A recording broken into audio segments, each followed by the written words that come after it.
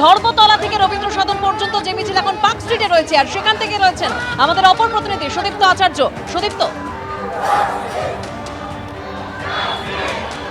একদমই প্রতিবাদকে এক সুরে বাঁধার জন্য যেন দক্ষিণ কলকাতা থেকে উত্তর কলকাতায় রাজপথে সামিল হয়েছে প্রতিবাদী জনগণ এবং প্রতিবাদী মিছিল, জনগণের মিছিল আমরা দেখতে পাচ্ছি। এই মিছিল শুরু হয়েছে ধর্মতলা থেকে এবং এই মিছিলও দক্ষিণ কলকাতার মিছিল যেরকম হাজরা মোড় থেকে রানুছায়া মঞ্চে আসবে, এই নাগরিক মিছিলও কিন্তু ধর্মতলা থেকে নাগরিক মিছিলও কিন্তু রানুছায়া মঞ্চে অবধি যাবে এবং প্রতিবাদের যে সুর তারা বেঁধে দিয়েছেন, সেখানে যেরকম একদিকে আর.জি. করের হত্যাকাণ্ডের 7 মাস আজকে এবং তার পাশাপাশি যাদবপুরের ঘটনার 9 দিন, সেই ঘটনার প্রতিবাদেই কিন্তু একসঙ্গে দুটো ঘটনার প্রতিবাদ একই সুরে কিন্তু তারা প্রতিবাদে মিলিত হয়েছেন এবং এই প্রতিবাদে সাধারণ নাগরিক সমাজের পাশাপাশি অভয় মঞ্চের যারা প্রতিনিধি তারা কিন্তু সামিল হয়েছেন। অভয়ের মঞ্চের প্রতিনিধিরা যেরকম সামিল হয়েছেন, তার পাশাপাশি আমরা একটু আগে দেখলাম যে ডিওএফআইয়ের সভানেত্রী মীনাক্ষী মুখোপাধ্যায় তিনিও কিন্তু এই মিছিলে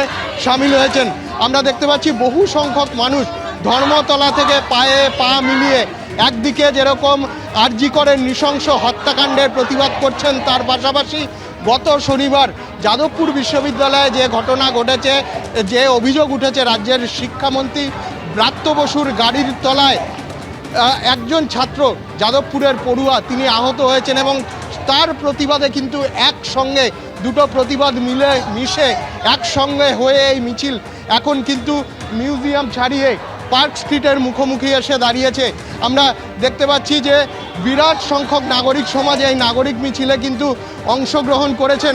আমরা কথা বলে নেব এখানে যারা অংশগ্রহণ করেছেন, সাধারণ মানুষ, সাধারণ নাগরিক। একই সঙ্গে আপনারা প্রতিবাদ করছেন আর.জি. কর ইস্যু এবং তার পাশাপাশি যাদবপুর কাণ্ড। হ্যাঁ, আমরা দুটো বিষয়টি আমরা করছি। কি দাবিতে আপনারা আজকে রাস্তায় নেমেছেন, আপনাদের দাবি কি? আমাদের দাবি তিলোত্তমা বিচার চাই এবং যাদবপুর ইউনিভার্সিটিতে অতি দ্রুত নির্বাচন করতে হবে ছাত্র সংসদের।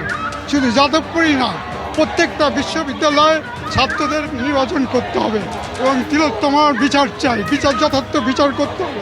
এটাই হচ্ছে আমার দাবি। আমরা জানি যাদবপুর বিশ্ববিদ্যালয়ে গত শনিবার যে ঘটনা ঘটেছিল, যে যাদবপুরের বামপন্থী ছাত্ররা তারা ডেপুটেশন দিতে গেছিলেন শিক্ষামন্ত্রীর কাছে এবং তাদের দাবি ছিল অবিলম্বে ছাত্র নির্বাচন করা এবং আরও কিছু দাবি ছিল এবং সেই সময় কিন্তু অভিযোগ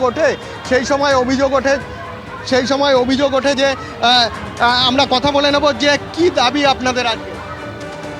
দাবি, রাজ্যে যে নৈরাজ্য চলছে, একচেটিয়াভাবে তৃণমূল কংগ্রেস, তার সরকার, তার মন্ত্রী, তারা যেভাবে অন্যায় বিচার না করে আরও স্বৈরতান্ত্রিক পদক্ষেপ নামিয়ে আনছে, ছাত্র সংসদ নির্বাচনগুলো বন্ধ করে দিয়েছে, সমবায় নির্বাচন বন্ধ করে রেখেছিল, এখন খুলতে বাধ্য হচ্ছে, যেখানে হচ্ছে সেখানে তৃণমূল হারছে।